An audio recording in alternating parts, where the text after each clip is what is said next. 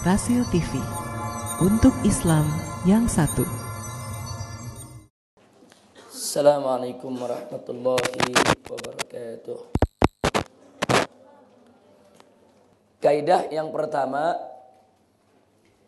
karamatus sahabah thabitatun bidalilin qat'i. Artinya kemuliaan sahabat itu ditetapkan dengan dalil qat'i. Nah, kalau disebut dalil qat'i berarti dia termasuk bagian usuluddin, bukan furu'uddin. Sekali lagi, kemuliaan sahabat itu dalilnya qat'i. Baik dalil tersebut diambil dari Al-Quran maupun hadis Nabi alaihi salatu wassalam. Nah, di antara ayat Al-Quran yang menunjukkan kepada kemuliaan para sahabat Nabi, yaitu surat Al-Anfal ayat 72, surat At-Taubah ayat 100 dan 117, surat Al-Fath ayat 29. Kemudian adapun dalam hadis bisa kita dapatkan baik dalam Sahihul Bukhari dan Sahih Muslim, juga dalam kitab-kitab sunan yang lainnya. Nah, silakan perhatikan dalam 29, di situ disebutkan sumber-sumber hadisnya satu persatu dan beberapa hadis yang kita cantumkan di sana. Nah, karena itu sepakat para ulama Ahlus Sunnah wal Jamaah, barang siapa menolak kemuliaan para sahabat Nabi secara keseluruhan, maka orang tersebut sudah menyimpang, tersesat, bahkan murtad, kafir, keluar dari Islam. Kalau dia menolak secara keseluruhan, artinya semua sahabat Nabi udah nggak ada kemuliaannya, nah itu kufrun bawah, itu kekafiran yang nyata yang tidak diragukan. Adapun kalau ada yang menentang kemuliaan sejumlah sahabat, jadi dia mengakui bahwa para sahabat Nabi ini punya kemuliaan sebagaimana dalil-dalil yang tadi sudah kita sebutkan. Tapi ada beberapa sahabat yang dikritisi, bahkan mungkin dibenci oleh yang bersangkutan. Nah, kalau ini ulama berbeda pendapat tentang pengkafirannya. Jadi ada yang mengatakan kafir, ada yang mengatakan sesat. Saudara, kalau mereka itu menentang kemuliaan sejumlah sahabat, artinya beberapa sahabat dia nggak akui kemuliaannya. Tapi kalau dia menolak kemuliaan semua sahabat, nah, maka mutlak ada perbedaan pendapat di antara ulama Ahlus Sunnah wal Jamaah bahwa yang bersangkutan kafir. Nah, kemudian kita lihat lagi sekarang kaidah yang nomor 2. Jadi bagi mereka yang ingin baca dalilnya dengan panjang lebar, silakan baca di halaman-halaman yang kita lihat barusan. Kaidah yang kedua, wujubu hubbis sahabah wa hurmatu sabbihim. Itu wajib mencintai sahabat dan haram menghina mereka. Sepakat ulama aswaja bahwasanya membenci atau menghina semua sahabat, itu semua kita berikan huruf tebal, semua sahabat adalah kekafiran yang nyata. Karena secara umum Allah memuji mereka dalam Al-Quran dan Rasulullah SAW memuliakan mereka melalui hadis-hadis sahihnya. Adapun membenci atau menghina sebagian sahabat Nabi karena suatu kesalahan yang mereka lakukan adalah suatu dosa besar yang mengantarkan kepada kenifakan dan kesesatan. Menghina semua sahabat Nabi kafir, menghina sebagian sahabat Nabi dengan suatu alasan yang diyakininya, itu adalah suatu kenifakan dan kesesatan.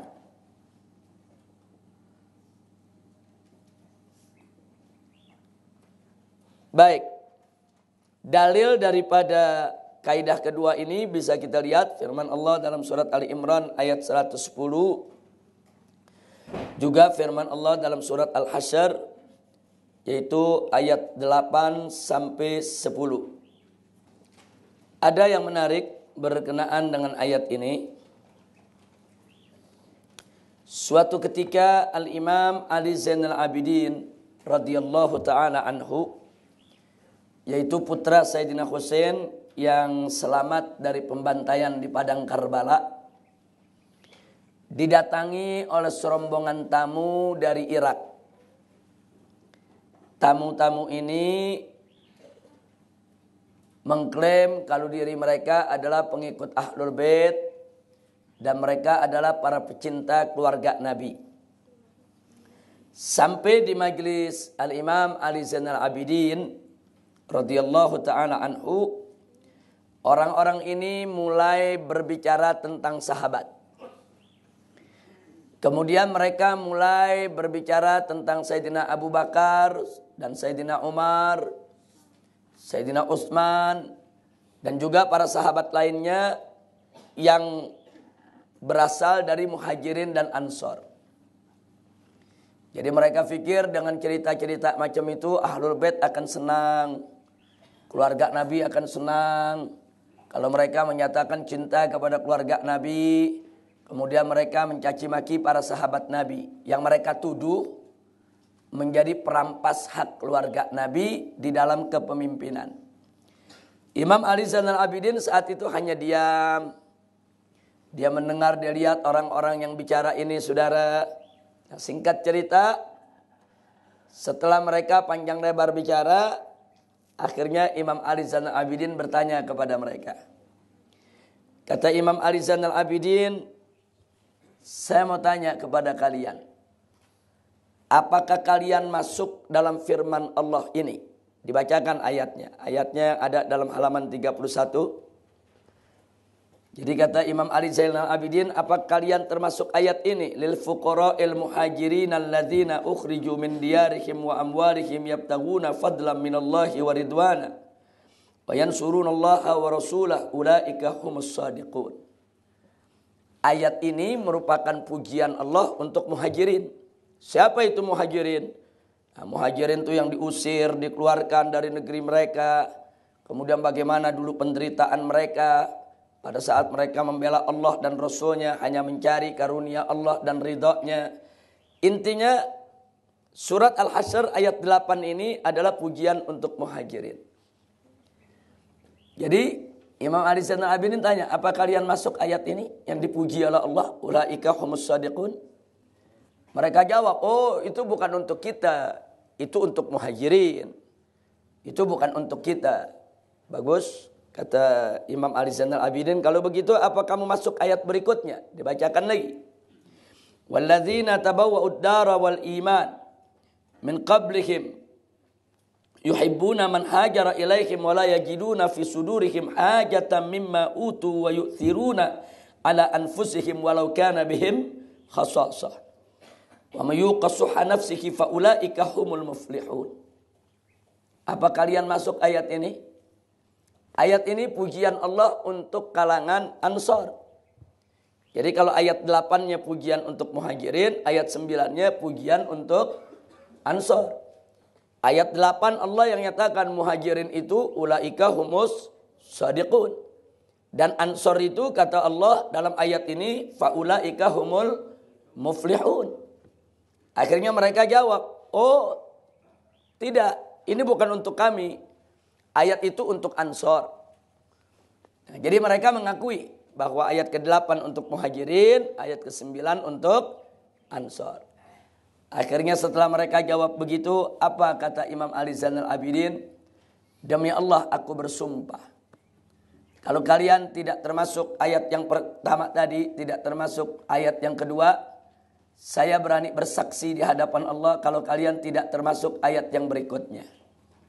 Kalau kali ini beliau enggak nanya lagi, beliau langsung memvonis kalian enggak termasuk ayat yang berikutnya, yaitu walladzina ja'u min ba'dihim yaquluna rabbana ighfir lana wa li ikhwanina alladzina sabaquna bil iman Wa la taj'al fi qulubina ghillal ladzina amanu rabbana innaka ra'ufur rahim. Ayat ini adalah pujian Allah Subhanahu wa taala untuk orang-orang yang datang setelah Muhajirin dan Ansor serta selalu mendoakan Muhajirin dan Ansor. Jadi walladzina ja'u min ba'dihim, dan orang-orang yang datang setelah mereka, yaitu setelah Muhajirin dan setelah Ansor.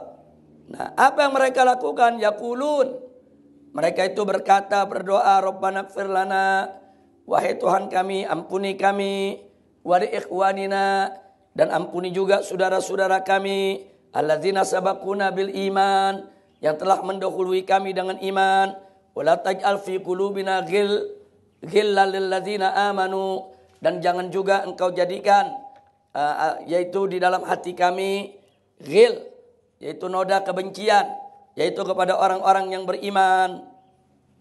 Rabbana innaka ra'ufur rahim. Jadi kata Imam Ali Zainal Abidin, aku bersaksi kalian tidak termasuk ayat ini.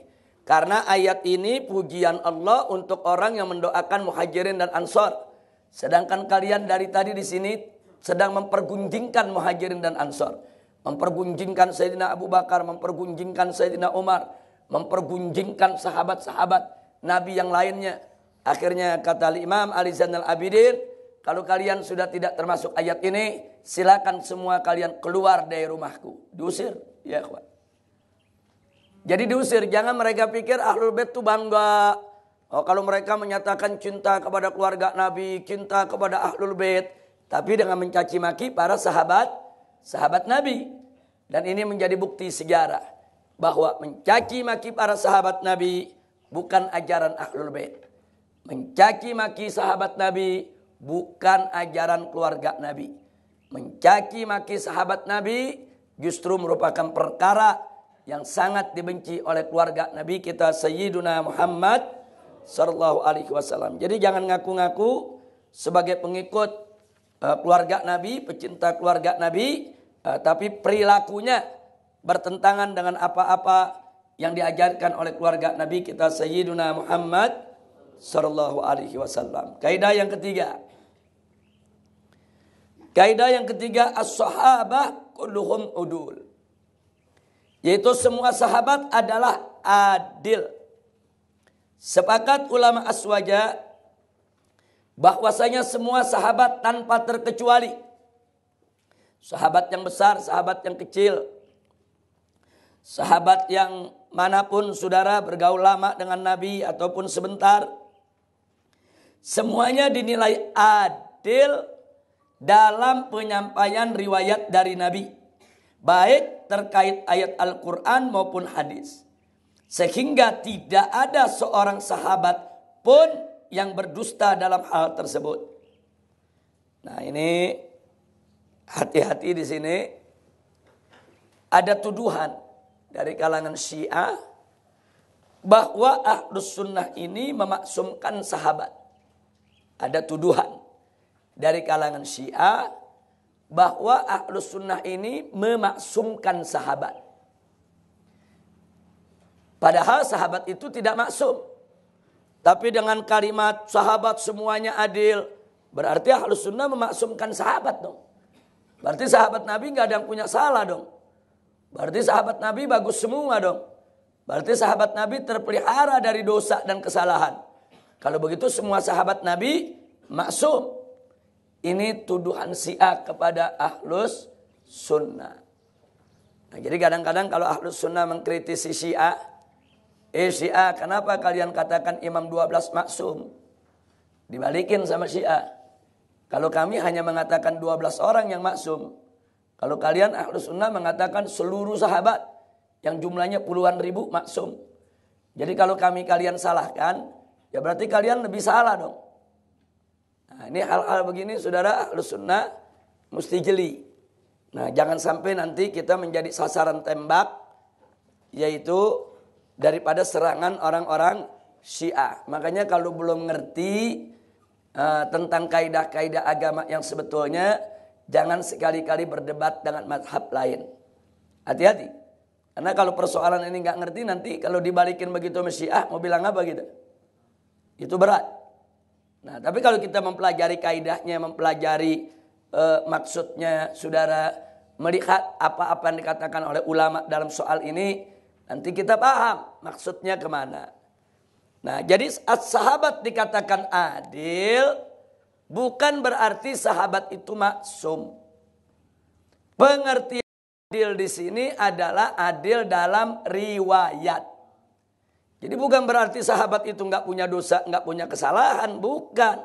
Sahabat itu tidak maksum. Mereka juga manusia biasa, mereka punya salah. Ada di antara mereka juga yang berbuat dosa. Mereka manusia, bashar. Saudara. Tapi dalam soal riwayat, maksudnya riwayat, menyampaikan berita yang mereka dapat dari Nabi. Apakah itu ayat Al-Quran, apakah itu hadis Nabi, tidak ada satupun sahabat yang berbohong. Sejelek-jeleknya sahabat, sejelek-jeleknya sahabat. Nah, kalau ada yang mengatakan sahabat itu ada yang jelek, saudara. Nah, kalau saya katakan sejelek-jeleknya sahabat untuk mereka, bukan untuk kita. Bagi kita sahabat nggak ada yang jelek, saudara. Bagi kita semua sahabat baik dan bagus. Nah, katakanlah menurut mereka ada sahabat yang jelek. Jawab kita, sejelek-jeleknya sahabat, tidak ada mereka yang berdusta atas nama Nabi. Jadi kalau mereka katakan ada yang berdusta, burhanakum in kuntum shadiqin. Coba tunjukkan kepada kita. Sahabat mana yang pernah berbohong atas nama Nabi? Sahabat mana yang pernah mentahrif Al-Quran? Nabi menyampaikan surat Al-Ikhlas sekian ayat, tahu ada sahabat yang nambahin ayatnya. Sahabat mana? Sahabat mana yang merubah-rubah ayat Al-Quran yang disampaikan kepada tabi'in? Enggak ada.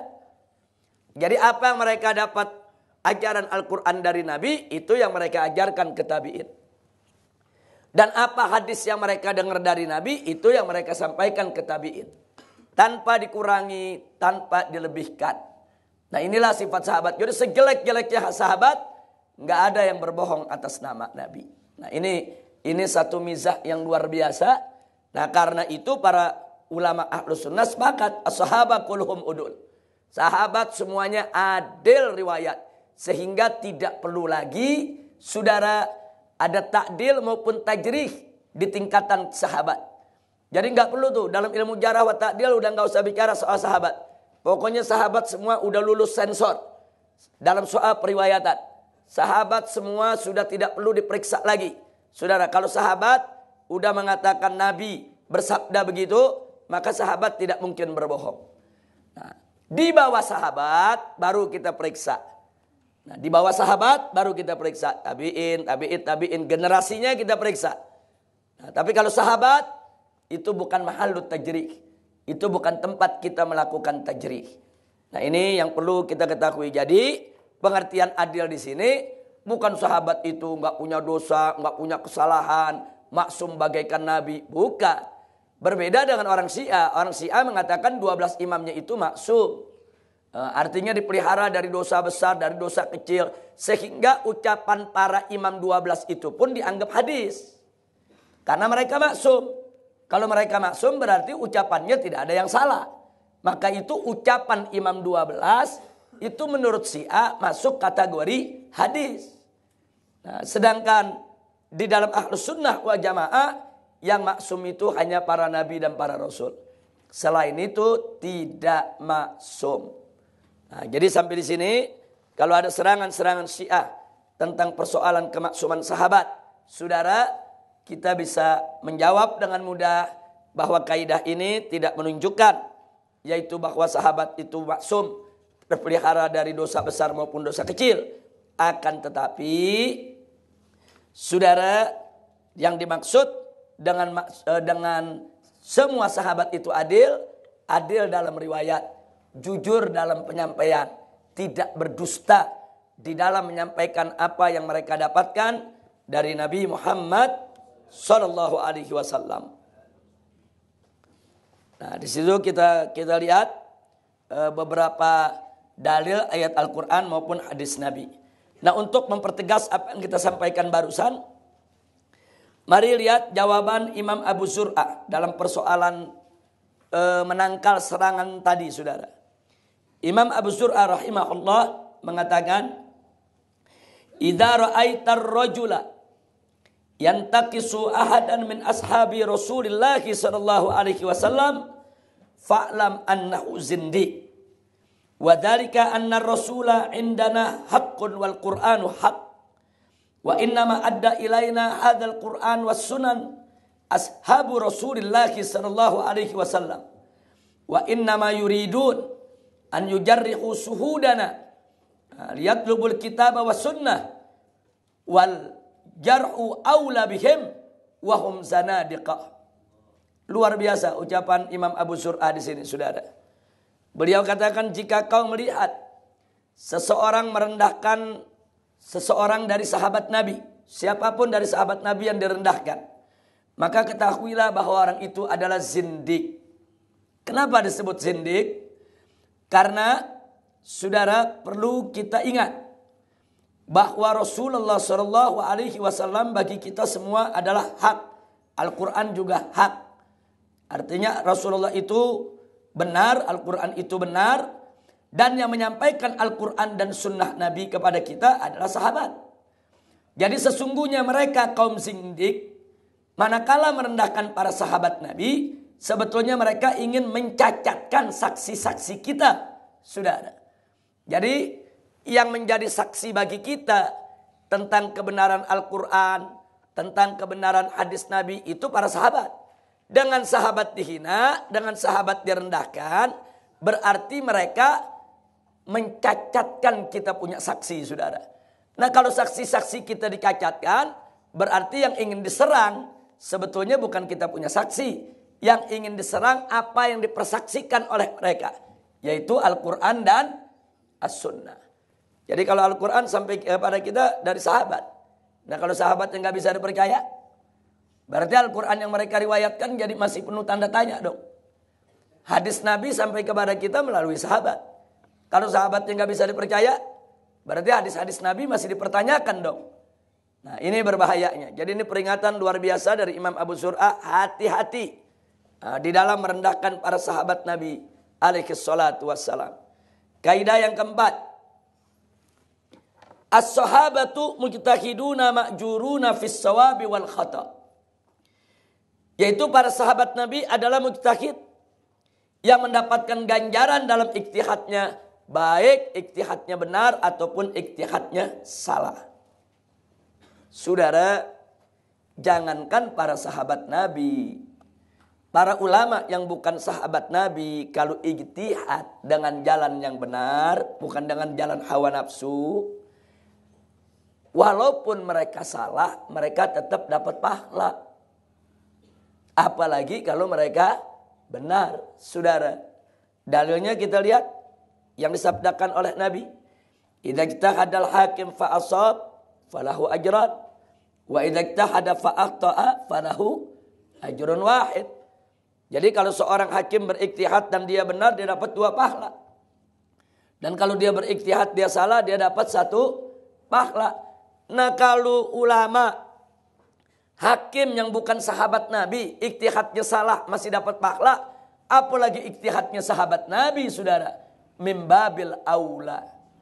Artinya mimbabil aula lebih utama. Kalau yang bukan sahabat Nabi aja ijtihad salah dapat ganjaran, apalagi sahabat Nabi alaihi salatu wassalam. Nah, ini di sini disebutkan, saudara, sumber-sumber daripada hadis yang kita bacakan tadi.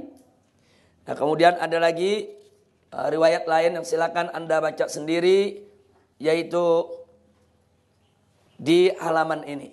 Nah, di sini saudara ada kalimat yang ingin saya garis bawahi di halaman 36. Ulama aswaja pun sepakat bahwasanya mengkritik suatu kesalahan ijtihad sahabat, apalagi kesalahan sikap dan amalnya, dengan argumentasi yang kuat dan cara yang ilmiah serta penyampaian yang berakhlakul karimah, maka sebagai kajian ilmu di kalangan khusus ulama tentu dibolehkan. Karena memang aswaja tidak pernah menyatakan bahwa para sahabat Nabi itu maksum, sebagaimana Wahabi yang sering memaksumkannya, ataupun Syiah yang mengakui kemaksuman para imamnya. Jadi Syiah salah menyampaikan tuduhan, saudara. Ulama Ahlus Sunnah wal Jamaah tidak pernah punya sikap memaksumkan sahabat. Tidak pernah punya sikap. Nah, kalau tuduhan mereka lontarkan ke Wahabi itu perkara lain. Jadi Wahabi ini bertolak belakang dengan Syiah. Kalau Syiah ini secara terbuka memaksumkan para imamnya, Wahabi ini tanpa disadari kadang-kadang memaksumkan para sahabat Nabi, saudara. Walaupun secara tidak eksplisit, saudara. Sehingga kadang-kadang di dalam membela para sahabat Nabi berkelebihan, sampai-sampai ada yang terjebak saking pembelaannya begitu dahsyat buat sahabat Nabi, saudara, akhirnya mereka menghina para ahlul bait. Nah, ini berbanding terbalik. Nah, ahlus sunnah ini bukan Wahabi, ahlus sunnah bukan Syiah, saudara. Ahlus sunnah cinta kepada ahlul bait dan cinta juga kepada para sahabat Nabi, saudara, dan menempatkan mereka pada tempat yang semestinya. Nah, kita cinta mereka, kita hormati mereka, saudara, tapi kita tidak pernah memaksumkan mereka. Nah, kemudian mari kita lihat kaidah yang kelima, wujubus sukut fi majara bainas sahabah, yaitu wajib diam tentang apa yang terjadi di antara sahabat. Jadi kita tahu kalau baca sejarah, di sana ada pertempuran di antara sahabat, ada peperangan sesama sahabat, ada saling bunuh di antara para sahabat Nabi, saudara. Nah, dalam persoalan-persoalan ini, jangan kita mengomentari, jangan juga saudara kita membahasnya, apalagi saudara membahasnya di hadapan publik orang-orang awam. Kecuali untuk menolak fitnah. Kecuali untuk memberikan bantahan-bantahan kepada mereka-mereka yang suka seenaknya menafsirkan sejarah.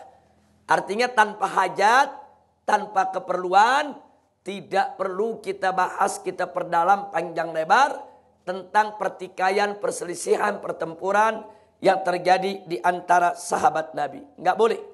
Jadi kalau ada orang-orang yang ngajak kita bicara tentang itu, saudara, jawab saja dengan surat Al-Baqarah ayat 134. Allah menyatakan tilka ummatun qad khalat laha ma kasabat walakum ma kasabtum wala tusaluna amma kanu ya'malun.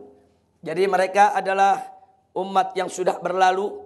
Nah, bagi mereka mendapatkan ganjaran apa yang telah mereka usahakan, dan bagi kamu sekalian juga mendapatkan apa yang kamu kerjakan. Wala tusaluna amma kanu ya'malun. Dan kalian ini tidak akan ditanya oleh Allah nanti tentang apa yang mereka perbuat. Nanti kita nggak ditanya oleh Allah. Ini sahabat ada yang berperang antara Sayyidina Ali dengan Sayyidina Muawiyah, saudara. Enggak, kita nggak ditanya. Kita nggak ditanya nanti di akhirat tentang apa yang diperbuat Ali dan apa yang diperbuat. Enggak, saudara. Yang kita ditanya apa yang kita perbuat. Nah, jadi kita tidak punya kepentingan untuk masuk ke dalam persoalan tersebut, saudara. Nah, dan ada kalimat yang sangat bagus sekali dari Imam Ahmad ibn Hanbal rahimahullahu ta'ala. Beliau mengatakan hadhihi dima taharallahu minha aidiyana falnakuf anha alsinatana. Jadi kata beliau, Allah subhanahu wa ta'ala telah mensucikan tangan kita daripada darah ini. Artinya alhamdulillah, saudara, kita ini tidak mengalami zaman tersebut. Alhamdulillah kita tidak berada di tengah-tengah pertikaian tersebut. Andai kata kita berada di tengah pertikaian tersebut, bisa jadi kita akan terlibat dalam pertumpahan darah. Bisa jadi kita ikut Ali yang memerangi Muawiyah, atau sebaliknya. Kita bisa ikut Muawiyah memerangi Ali, saudara. Nah, sekarang Imam Ahmad ngingetin, alhamdulillah kita ini nggak terlibat dalam peristiwa tersebut. Kita nggak ikut menumpahkan darah para sahabat Nabi. Bersyukur kepada Allah. Nah, kalau Allah udah mensucikan tangan kita tidak menumpahkan darah-darah orang-orang yang mulia ini, maka jagalah lisan kita untuk juga tidak terlibat di dalam peristiwa tersebut. Subhanallah. Nah, jadi Allah udah selamatin kita, nggak terlibat di dalam perkara tersebut. Alhamdulillah. Nah, sekarang kenapa kita melibatkan diri dengan lisan kita, saudara? Nah, ini artinya apa? Bahwa para ulama Ahlus Sunnah selalu mengingatkan kepada pengikutnya, hati-hati. Nah, jangan masuk ke pembicaraan yang bisa mengakibatkan kepada fitnah. Nah kemudian Al-Imam Syihab Ibn Kharras, saudara, pernah berkata, adraktu min sadri hadhil ummah wa hum yaqulun uzkuru fil majlis ashaba Rasulillah sallallahu alaihi wasallam ma ta'talifu alaihi al-qulub wa la tadhkuru alladhi shajara bainahum fataharrashu alaihi min-nas. Jadi beliau berpesan, kata beliau, aku ini menjumpai kalangan pemula dari umat Islam ini. Jadi beliau mengatakan, aku bertemu dengan ulama-ulama salaf. Dan mereka berpesan, sebutkanlah, ceritakanlah di majelis tentang para sahabat Nabi yang bisa membuat hati bersatu. Ceritakan tentang sahabat Nabi yang kita ini bisa bersatu. Yang hati kita jadi sejuk, saudara. Nah, yang menyatukan hati kita semua. Jangan sekali-kali kamu menyebutkan atau menceritakan tentang perselisihan yang terjadi di antara mereka, sehingga membuat orang-orang menjadi ribut satu sama lainnya, saudara. Nah, jadi jelas sekali sikap Ahlus Sunnah, saudara, jangan kita menceritakan tentang kejadian-kejadian perselisihan yang terjadi di antara sahabat, kecuali lid-darurah, kecuali untuk keperluan yang sangat darurat. Contoh darurat. Ada satu peristiwa perselisihan yang terjadi antara Sayyidina Abu Bakar Siddiq radhiyallahu taala anhu dengan Sayyidatuna Fatimah binti Rasulullah sallallahu alaihi wasallam. Jadi Sayyidah Fatimah radhiyallahu taala anha berselisih dengan Sayyidina Abu Bakar Siddiq radhiyallahu anhu tentang suatu lahan. Lahan di daerah Fadak, saudara. Menurut Siti Fatimah, itu tanah milik Nabi, setelah Nabi wafat harus jadi warisan. Tapi menurut Sayyidina Abu Bakar, beliau mendengar Nabi bersabda bahwa para Nabi itu tidak meninggalkan warisan berupa harta. Jadi Sayyidina Abu Bakar itu dengar dengan telinganya sendiri. Nah, sehingga Sayyidina Abu Bakar melihat bahwa itu nggak boleh dijadikan warisan. Nah akhirnya terjadi perselisihan, saudara. Masing-masing berpedoman kepada dalil. Sayyidah Fatimah mengatakan, bagaimana bisa anak tidak dapat warisan dari orang tua? Allah berfirman dalam Al-Quran, yusikumullah fi auladikum.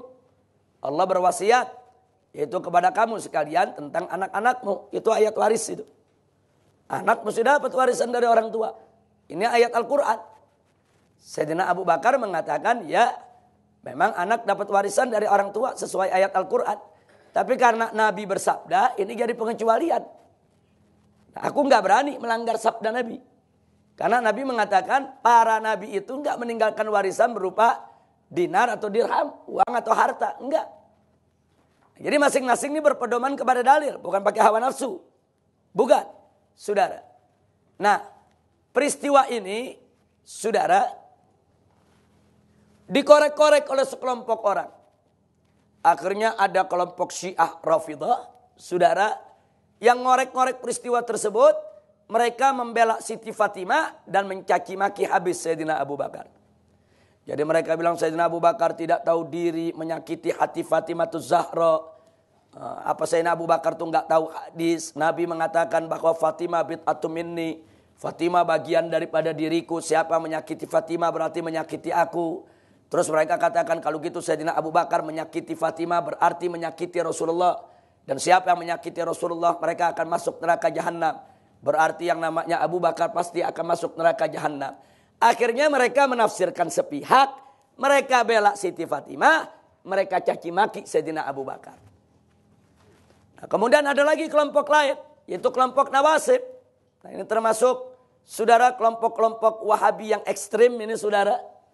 Nah mereka ikut Nawasib. Begitu mereka mempelajari peristiwa tersebut, mereka rame-rame bela mati-matian Sayyidina Abu Bakar. Tujuan mereka membela Sayyidina Abu Bakar dari serangan Syiah Rafidah. Tapi akhirnya mereka kebablasan, mereka salahin Siti Fatimah. Apa mereka bilang? Siti Fatimah nggak tahu diri, nggak mau tunduk kepada khalifah. Kan ayat Quran udah mengatakan, ati Allah wa atiur Rasul wa ulil amri minkum. Abu Bakar ulil amri. Nah, berarti Siti Fatimah itu menentang ayat Allah, menentang ayat Al-Quran. Bahkan mereka samakan Siti Fatimah itu seperti orang munafik. Enggak main-main. Ini yang menyatakan semacam ini Ibn Taimiyah dalam kitabnya, saudara. Ibn Taimiyah bukan sembarang orang. Saking semangatnya bela Sayyidina Abu Bakar, lupa, kebablasan. Dia salahkan Siti Fatimah, bahkan Siti Fatimah disamakan dengan orang munafik, saudara. Nah, ini fakta. Jadi ada kelompok Rafidhah, saudara, yang mencaci maki sahabat dengan dalih membela keluarga Nabi. Ada kelompok Nawasib, Nasibah, yang mencaci maki keluarga Nabi dengan dalih membela sahabat, saudara. Nah, bagaimana sikap Ahlus Sunnah? Ahlus Sunnah sejak dulu tutup mulut. Enggak usah dibicarakan persoalan macam ini. Supaya kita tidak terjebak dalam pemikiran menyalahkan Sayyidina Abu Bakar atau menyalahkan Siti Fatimah. Nah, selama ini, saudara, di awal-awal dulu, Ahlus Sunnah diam. Tapi ternyata, saudara, kelompok Rafidhah menyebarluaskan pendapatnya kemana-mana. Kelompok Nawasib juga menyebarluaskan pendapatnya kemana-mana. Nah, selama ini para Ahlus Sunnah pun masih banyak yang diam. Kenapa diam? Ya, mereka menyebarkannya dalam buku-buku yang tebal yang orang awam gak baca, saudara. Masih dimaklumilah itu sebagai kajian. Tapi sekarang di zaman ini, saudara, dengan adanya medsos, adanya WA, Twitter, saudara, kemudian adanya fanpage, ada website, saudara, semua ikut berkomentar. Jadi yang Rafidhah memasukkan tafsir sejarahnya di website, yang Nasibah ini, yang Wahabi juga memasukkan penafsiran sejarahnya di website, akhirnya rame orang-orang awam ikut menyatakan pendapat. Caci maki satu sama lainnya. Yang bela Sayyidina Abu Bakar, caci maki Fatimah Zahra. Yang bela Fatimah Zahra, caci maki Sayyidina Abu Bakar. Nah, saya mau tanya, kalau begitu jadi fitnah tidak? Nah, pada saat telah menjadi fitnah semacam ini, saudara, maka ulama Ahlus Sunnah wajib untuk meluruskan penafsiran. Jadi nggak boleh kalau sesuatu yang sudah jadi fitnah, nggak boleh kita diam, saudara. Kalau kita diam berbahaya. Nah, nanti masyarakat yang dibawa pikir, saudara, bahwa masing-masing pihak ini sudah mewakili pendapat ulama kaum muslimin. Dalam kondisi semacam itu, wajib ulama Ahlus Sunnah memberikan jawaban sebagai penafsiran Ahlus Sunnah wal Jamaah terhadap peristiwa tersebut, saudara. Nah, bagaimana Ahlus Sunnah menjawab, saudara? Baik serangan Syiah Rafidhah maupun Wahabi ekstrem yang Nawasib, saudara. Ahlus Sunnah mengatakan bahwa Abu Bakar Siddiq radhiyallahu taala anhu adalah sahabat Nabi, adalah mertua Nabi, dan orang yang kesetiaannya kepada Nabi alaihi salatu wasalam tidak diragukan. Begitu juga Sayyidatuna Fatimah adalah putri Nabi, kesayangan Nabi, jantung hati Nabi. Yang cinta Nabi kepada Siti Fatimah juga tidak diragukan, saudara. Dan Siti Fatimah, saudara, juga bukan sembarang perempuan, tapi Sayyidatun Nisa'il Alamin, yaitu pemimpinnya para wanita, saudara, di semesta alam. Ya, Sayyidina Abu Bakar juga bukan sembarang orang. Afdhalus sahabah, sahabat Nabi yang terbaik. Abu Bakar bukan sembarang orang. Dia merupakan khalifatul Rasulullah, khalifahnya Rasulullah. Jadi kedua manusia ini adalah manusia istimewa yang masing-masing punya kedudukan mulia di sisi Allah maupun Rasulnya. Nah, lalu bagaimana menyangkut perselisihan mereka? Siti Fatimah tidak salah. Kenapa tidak salah? Karena Siti Fatimah menuntut yaitu tanah Fadak yang ditinggalkan oleh Nabi dengan dalil, bukan dengan hawa nafsu. Beliau mempertanyakan, ini tanah ayahku, seorang anak mestinya dapat warisan dari ayah. Ada ayat Al-Qur'annya. Saya tanya, kalau Siti Fatimah berdalih sedemikian rupa, wajar tidak? Wajar. Apa bisa disalahkan? Nggak bisa, sudah. Nah, begitu juga Sayyidina Abu Bakar, nggak bisa disalahkan. Sayyidina Abu Bakar dengar langsung hadis Nabi. Nabi mengatakan para nabi dan para rasul tidak meninggalkan warisan. Sehingga Sayyidina Abu Bakar nggak boleh dong mengambil suatu sikap bertentangan dengan apa yang beliau tahu. Beliau tahu didengar Nabi bilang para nabi nggak meninggalkan warisan. Tahu-tahu beliau ngikutin Siti Fatimah. Nabi meninggalkan warisan, berarti beliau menentang hadis yang beliau dengar sendiri.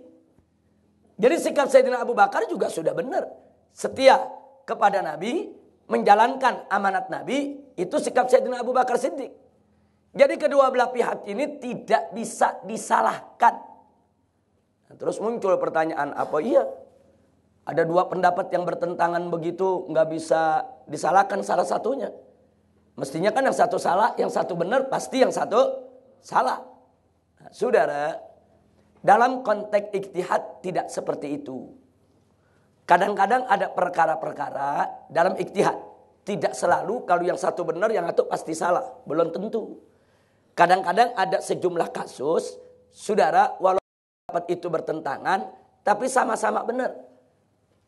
Contoh, di zaman Nabi alaihi salatu wassalam, Nabi berpesan kepada sahabat yang akan dikirim untuk melaksanakan misi jihad. Nabi kumpulkan, apa kata Nabi kepada mereka? Berangkatlah kalian ke kampung Bani Quraidah. Bani Quraidah ini sudah melakukan pengkhianatan. Nah, terus di antara amanat wasiat Nabi, beliau katakan, la yusalliyanna ahadukumul asra illa fi Bani Quraidah. Jangan ada di antara kalian yang sholat asar kecuali di kampung Bani Quraidah. Jangan ada yang sholat asar kecuali di kampung Bani Quraidah. Ini amanat Nabi. Nah, akhirnya berangkatlah mereka. Siapkan perbekalan, mereka berangkat, saudara. Setelah mereka berangkat, di tengah jalan masuk waktu sholat asar. Sebagian mengatakan, ayo kita sholat asar dulu. Sebagian mengatakan, tidak, jangan. Tadi kan ada amanat Nabi, jangan sholat asar kecuali di tujuan. Kita ini baru di tengah jalan, belum sampai tujuan. Nggak boleh kita langgar amanat Nabi. Tapi sebagian lagi menjawab, ini kalau kita teruskan, ini sampai di tujuan bisa lewat maghrib. Kan mereka bisa menghitung jarak. Karena tadi berangkatnya terlambat, terlalu lama di jalan. Nah, akhirnya sekarang kalau kita lanjutkan, nanti sampai di tujuan sudah maghrib. Waktu asar habis. Enggak mungkin dong Nabi suruh kita sholat di luar waktu. Enggak mungkin. Nah, tapi kelompok yang satu lagi punya pendapat yang enggak bisa. Kalau Nabi sudah mengatakan jangan sholat asar kecuali di kampung Bani Quraidah, ya ikutin. Mau nanti sampainya di sono tepat waktu, terlambat, itu urusan lain. Tapi kelompok yang satu menolak, nggak bisa. Karena waktu asar itu sudah ditentukan oleh Allah dan Rasulnya. Dan kita disuruh sholat itu tepat waktu. Nggak boleh sholat di luar waktu. Ada ayat Al-Qurannya. Inna sholata kanat alal mu'minina kitaban mauquta. Enggak mungkin dong Nabi memerintahkan kita dengan sesuatu yang bertentangan dengan Al-Quran. Al-Quran udah menentukan tiap sholat itu ada waktunya.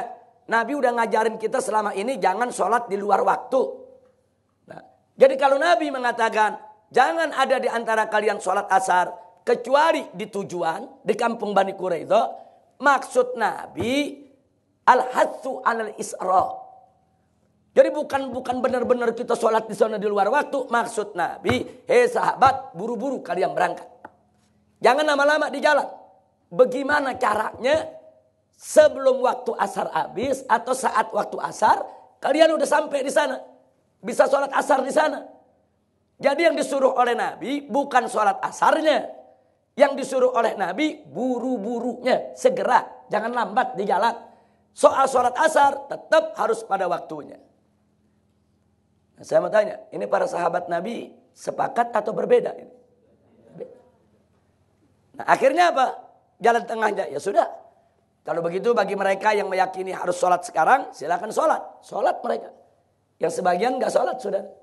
Yang sebagian bilang enggak, nanti kita sholat di tujuan, amanat Nabi. Akhirnya sholat sebagian. Selesai sholat, berangkat lagi saudara. Ternyata betul, sampai di tujuan udah lewat maghrib. Yang tadi belum sholat asar, baru dia sholat asar, sudah lewat waktu saudara. Nah saat itu kan Nabi nggak ikut. Mereka masing-masing berpedoman kepada dalil yang mereka yakini. Kepada paham yang mereka ikuti. Nah akhirnya selesai peristiwa Bani Quraidah, misi jihadnya tuntas, mereka kembali ke Madinah. Dan akhirnya mereka kumpul semua di hadapan Nabi. Dan mereka bertanya kepada Nabi, ya Rasulullah, laqad ikhtalafna fi amrik. Ya Rasulullah, kami telah berbeda pendapat terkait perintahmu. Nah mereka cerita. Sebagian kami sholat asar di tengah jalan pada waktunya. Sebagian kami sholat asar di tujuan sudah lewat waktu.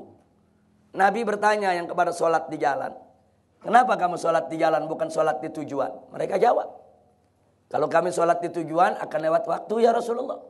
Sedangkan kami memahami gak mungkin kau perintahkan kami sholat di luar waktu. Kami pahami perintahmu agar kami buru-buru segera. Tapi karena sudah tidak ada waktu, tidak mencukupi, ya kami sholat di jalan. Sebagaimana engkau ajarkan selama ini kepada kami agar sholat jangan di luar waktu. Nabi diam sudah. Enggak, Nabi enggak salahin. Nah, kemudian Nabi tanya kepada yang satu, lalu kenapa kalian sholat asar kok udah luar waktu, udah lewat waktu? Mereka jawab, ya Rasulullah, kami memahami perintahmu apa adanya. Ya kau yang mengatakan jangan sholat asar kecuali di kampung Quraidah. Ya kami enggak berani sholat asar di jalanan. Kalau kami lakukan berarti nanti kami menentang perintahmu. Kalau kami menentang perintahmu berarti kami menentang Allah. Kalau kami menentang Allah, kami masuk neraka jahanam. Karena itu kami taati apa yang perintahkan kepada kami. Kalau kami taat kepada engkau berarti taat kepada Allah. Adapun soal sholat harus di waktunya selama ini bagaimana kau ajarkan kepada kami.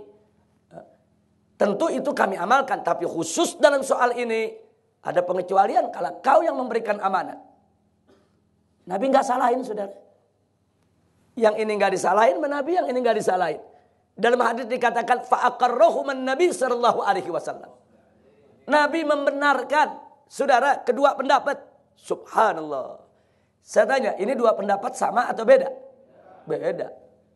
Beda saudara, beda dalam teori dan beda dalam praktek.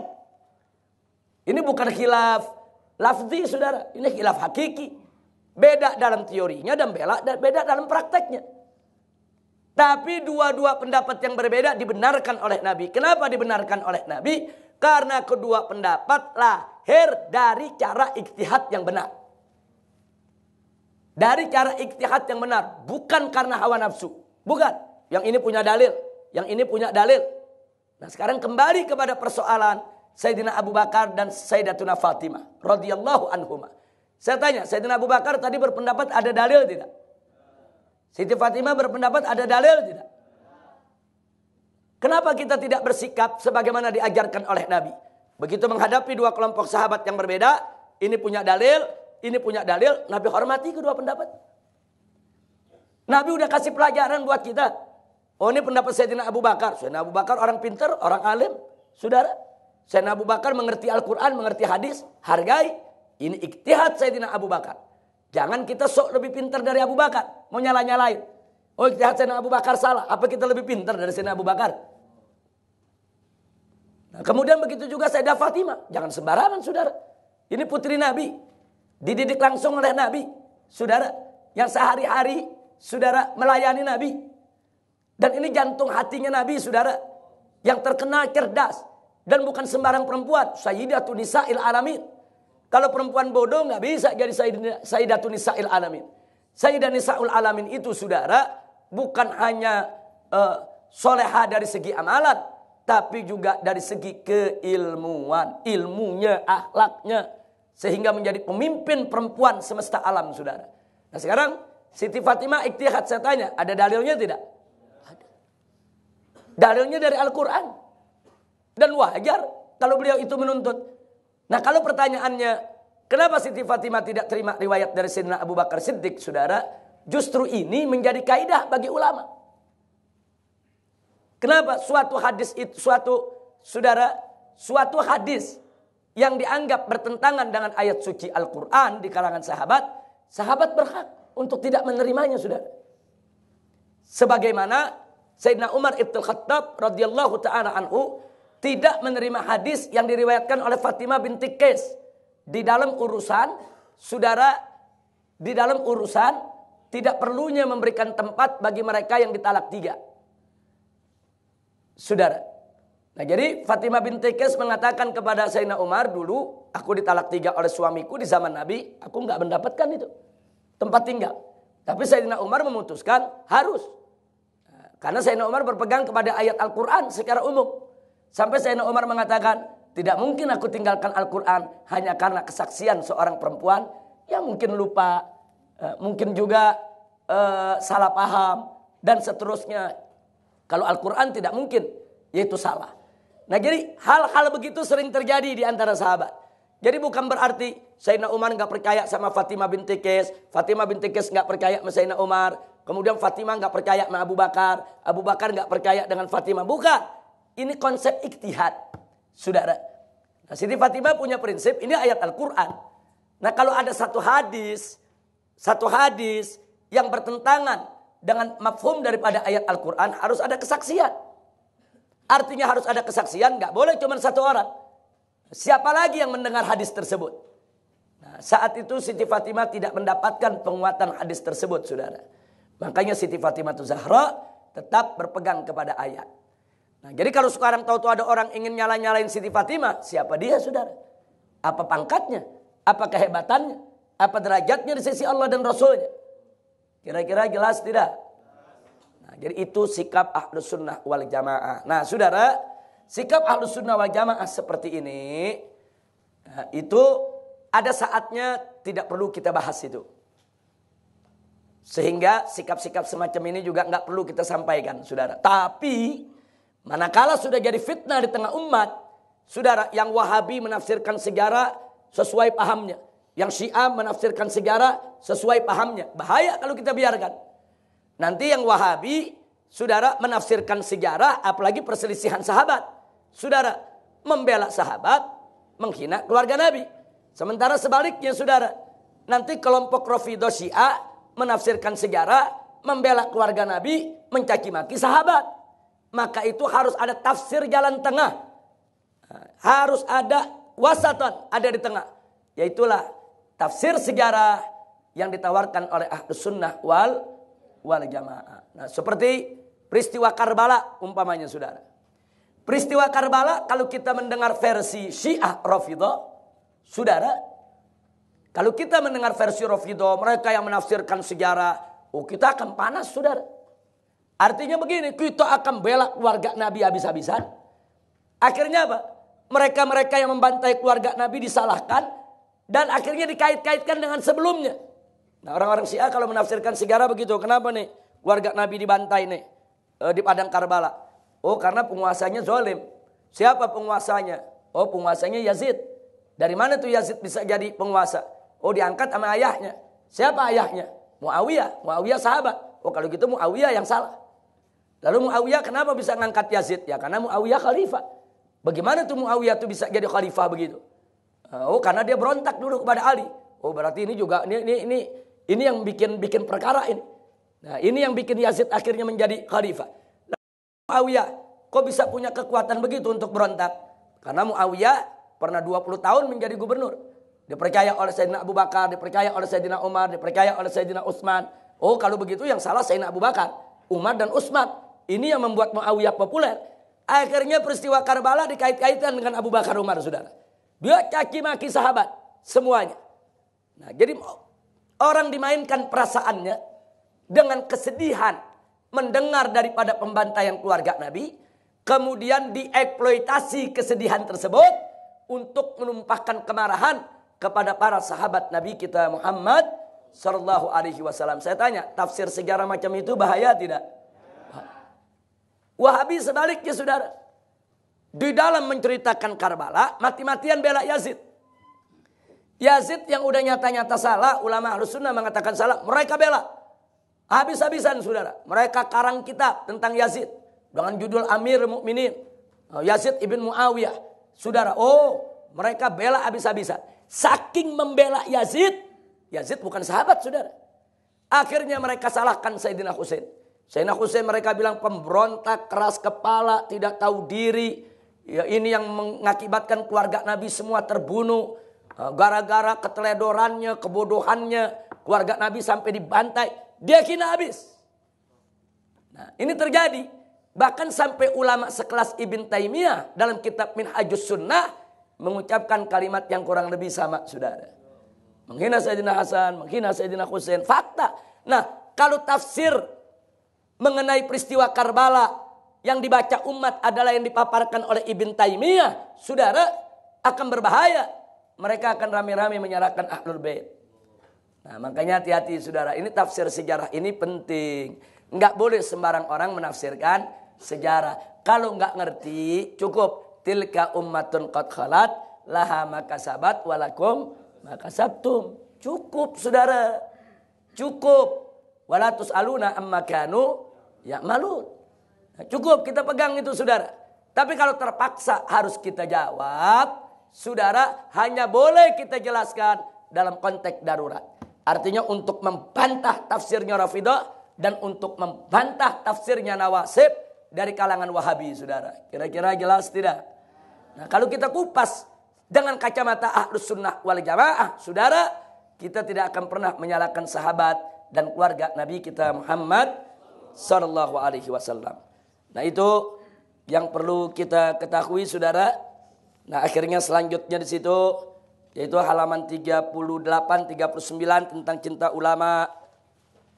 Wajib Ahlus Sunnah cinta kepada ulama, saudara. Jadi mazhab Syafi'i, jangan mentang-mentang berimam kepada Imam Syafi'i kemudian merendahkan Imam Abu Hanifah, merendahkan Imam Malik, merendahkan Imam Ahmad. Enggak boleh. Ulama dari mazhab manapun, apalagi dari kalangan Ahlus Sunnah wal Jamaah, wajib untuk kita hormati. Dan sesama muslim juga wajib kita mencintai. Ini sudah kita bahas panjang lebar pada saat kita membahas tentang tidak boleh mengkafirkan sesama muslim. Nanti silakan untuk dibaca sendiri. Bahkan di sana ada beberapa pernyataan-pernyataan para ulama-ulama besar dan juga para habaib dari Hadramut, saudara. Nah, bagaimana mereka selalu menyerukan kasih sayang sesama umat Islam agar kita tidak berpecah belah. Nah, di halaman 48, nah itu ada 101 ciri umum aswaja. Jadi kalau tadi kita bicara ciri khas, ciri khususnya saudara, ini ada ciri secara umum saja, secara singkat. Nah, di situ ada 106 poin, silakan Anda baca sendiri. Ini sebagiannya sudah diringkaskan oleh Said Hanif di dalam Qasidah yang kemarin fotokopinya sudah dibagi-bagi, ciri-ciri aswaja. Nah, akhirnya kita sampai ke halaman 55 tentang Imam Abu Musa Asy'ari. Ini akan kita bahas besok, saudara, insya Allah. Nah, setelah itu baru kita masuk ke siapa itu Wahabi, lalu kita akan masuk siapa itu Syiah. Tapi saya harap yang Asy'ari ini sebaiknya Anda baca nanti di kamar atau di masjid ini saat Anda luang, supaya nanti pada saat saya bahas tidak lagi menghabiskan waktu. Nah, tolong dibaca dari halaman 55 sampai halaman 62. Halaman 55 sampai 62 tolong dibaca. Di situ ada sejarah singkat Imam Asy'ari. Kemudian ada istilah mazhab Asy'ari. Nah, kemudian ada yang disebut mazhab salaf. Dan yang paling penting adalah yang halaman 59. Ada klaim Wahabi terhadap Imam Asy'ari, saudara. Nah, itu nanti saya minta dibaca dan kita sudah tuliskan jawabannya supaya kita tidak terjebak. Karena Wahabi mengatakan mazhab Asy'ari sekarang sudah tidak lagi ikut Imam Asy'ari. Karena Imam Asy'ari sendiri sudah tobat dari mazhab Asy'ari. Karena Imam Asy'ari pada akhir hidupnya jadi salafi. Itu kata Wahabi, saudara. Nah, maka itu di sini kita berikan jawabannya. Tolong dibaca. Nah, jadi sampai di situ, sampai halaman 60 berapa tadi? 2. Nah, itu berarti selesai pelajaran kita tentang aswaja. Sehingga nanti kita bisa masuk halaman 63 tentang Wahabi. Selesai Wahabi, kita masuk tentang Syiah. Tapi tentang Wahabi dan Syiah ini akan kita pelajari secara singkat, sathiyah saja. Tidak perlu terlalu mendalam. Mempelajari Wahabi dan Syiah bukan untuk mencaci maki mereka, bukan untuk menanamkan kebencian kepada mereka, bukan untuk menimbulkan konflik, apalagi serangan-serangan fisik kepada mereka, tapi untuk kita mengenali mereka agar kita tidak terjebak dalam pemikiran mereka, sehingga kita bisa melindungi diri kita, keluarga kita, masyarakat kita dari paham-paham di luar ahlus sunnah, agar kita tetap menjaga konsisten akidah Ahlus Sunnah wal Jamaah. Nah, itulah pelajaran kita hari ini tentang aswaja. Sekian dulu pelajaran kita hari ini. Subhanakallahumma wa bihamdika asyhadu an la ilaha illa anta nastaghfiruka wa natubu ilaik. Walhamdulillahi rabbil alamin. Wassalamualaikum warahmatullahi wabarakatuh.